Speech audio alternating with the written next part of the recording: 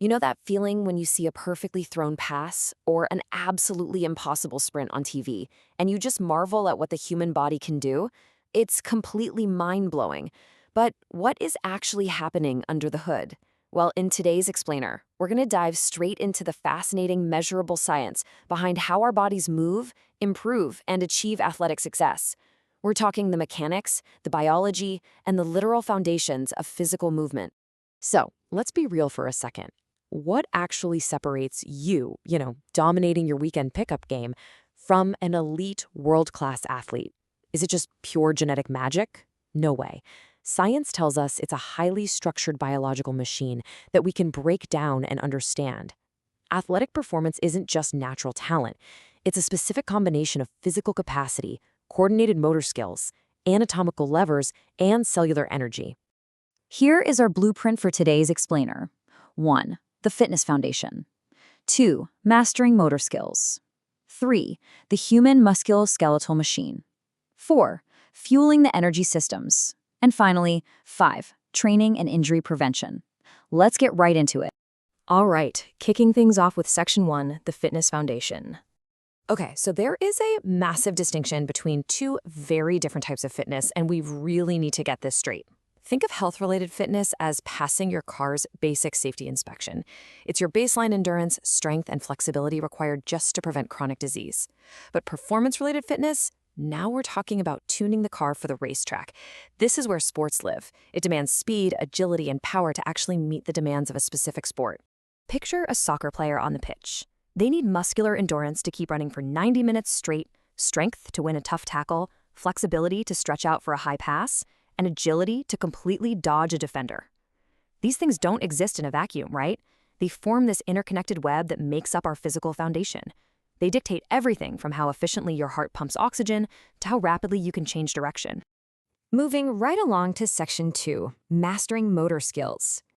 Ever tried to pick up a totally new sport as an adult and just felt incredibly clumsy? Yeah, me too. Well, it usually comes down to these fundamental movement skills. You literally cannot run before you walk. We're talking about basic locomotor skills like jumping, object control skills like throwing, and stability skills like balancing. And the research is pretty clear on this. Acquiring these fundamental skills early in childhood directly predicts how confident and engaged you'll be in sports later in life. Athletic mastery is kind of like balancing two extremes. On one hand, you have gross motor skills. These unleash massive power using your large muscle groups. Just imagine a sprinter exploding off the blocks. On the other hand, fine motor skills demand pinpoint precision using much smaller muscles.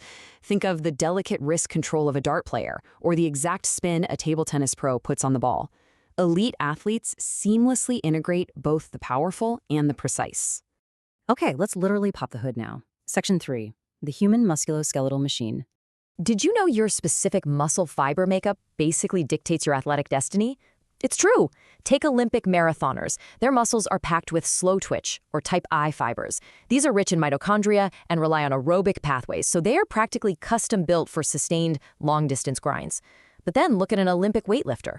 They are exploding with fast twitch type 2 fibers. These rely on anaerobic pathways to generate rapid, powerful contractions. It's why they can lift massive weights in a split second. But here's the thing, your muscles don't actually work alone. It's basically a giant biomechanical pulley system.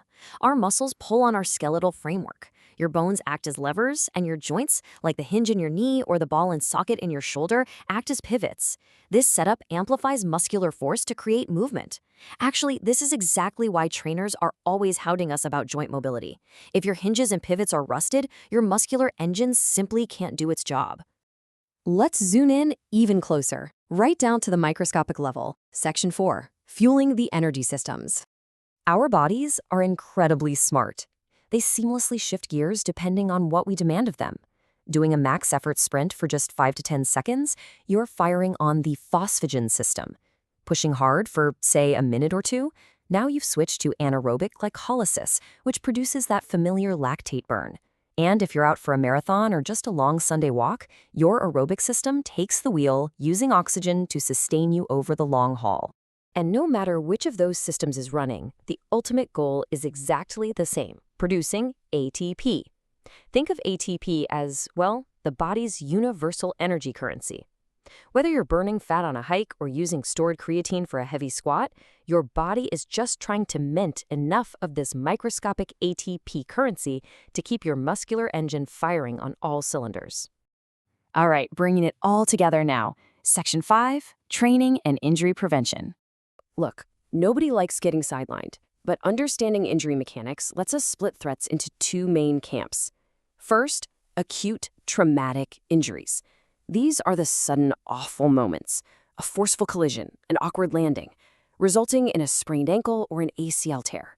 Then we have overuse injuries. These sneak up on you. They happen when we subject the body to repetitive loading without enough rest, gradually breaking down the tissues into stress fractures or tendinitis. So, how do we actually protect the chassis? It comes down to 4 evidence-based steps. Step 1, dynamic warm-ups and neuromuscular training to wake up the nervous system. Step 2, strength conditioning to literally build structural armor. Step 3, and this is absolutely crucial, load management. Carefully balancing your work and rest so those overuse injuries never even start. And finally, step 4, throwing on the right protective equipment to mitigate the big impacts. But hey, despite our absolute best efforts, accidents happen. You roll an ankle, you tweak a hamstring. When it does, you've got to remember the classic RICE protocol. Rest, ice, compression, and elevation. It is an incredibly effective first line of defense. Applying this simple protocol immediately reduces pain and swelling right at the site of the injury, jump-starting your recovery before you even see a doctor. Which brings us to the ultimate question to wrap up this explainer. Your body is this incredibly sophisticated machine, built with distinct energy systems, lever-based mechanics, and highly specialized muscle fibers. So, now that you truly understand the science of your own athletic foundation, what are you going to do with it?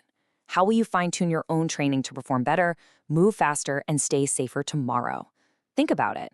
Thanks for exploring the science of sport with me today. Keep moving and keep learning.